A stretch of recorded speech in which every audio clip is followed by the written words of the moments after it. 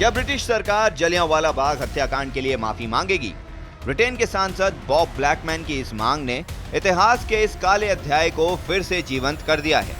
लेकिन इस चर्चा के बीच एक ऐसा नाम है जिसे भारत ने लगभग भुला दिया। सर सी शंकरन नायर। वह न सिर्फ एक प्रख्यात वकील थे, बल्कि ब्रिटिश हुकूमत के खिलाफ आवाज उठाने वाले एक निडर योद्धा भी थे। On the 13th of April 1919, families gathered very peacefully in the Jallianwala Bagh to enjoy the sun, enjoy a day out with their families. General Dwyer, on behalf of the British Army, marched his troops in and ordered his troops to fire on those innocent people until they ran out of ammunition. At the end of that massacre, 1,500 people were dead and 1,200 injured.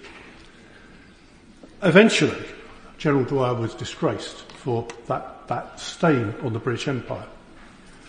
In 2019, the then Prime Minister, Theresa May, recognised this was a stain on British colonial rule in India. But could we have a statement in government time? The anniversary of this will be on the 13th of April this year, when we're in recess. So could we have a statement from the government admitting to what went wrong and formally giving an apology to the people of India?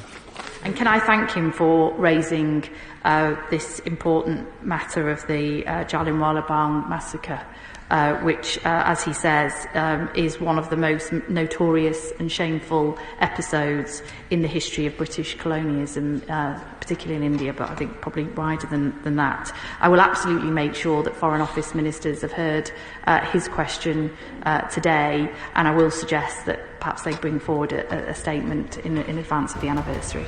Akshay Kumar की upcoming film Kesari chapter 2 the untold story of Jallianwala Bagh ने इस भूले बिसरे नायक को फिर से चर्चा में ला दिया है। यह फिल्म जलियांवाला बाग हत्याकांड के बाद की घटनाओं को दिखाएगी, जिसमें अक्षय कुमार सर सी शंकरन नायर की भूमिका निभा रहे हैं। लेकिन सवाल यह है कि आखिर नायर थे कौन? 11 जुलाई 1857 को केरल के मालाबार में जन्मे सी शंकरन नायर एक प्रतिष्ठित वकील और स्वतंत्रता सेनानी थे। उन्होंने जलियांवाला बाग हत्याकांड के बाद ब्रिटिश हुकूमत को खुली चुनौती दी।